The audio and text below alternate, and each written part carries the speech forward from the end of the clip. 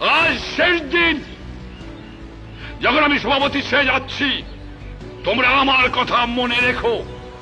আওয়ামী লীগ কর্মী ভাইরা, কোন দিন তোমরা আমার কথা ফেলো নাই।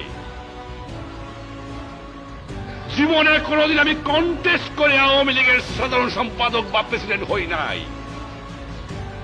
জীবন ভরে তোমরা আমাকে সর্বসম্মতিক্রমে নেতৃত্ব দিয়েছ। তোমরা আমার কথায় রক্ত দিয়েছ। কোনদিন স্বার্থে অন্ধ হয়ে তোমাদের দাগ দেই নাই। কোনদিন কোন লোভের বশবর্তী হয়ে মাথা নত শয়তানের কাছে করি নাই। কোনদিন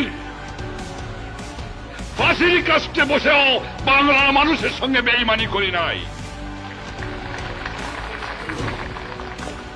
আমি বিশ্বাস করি তোমরা আমার কথা শুনবা।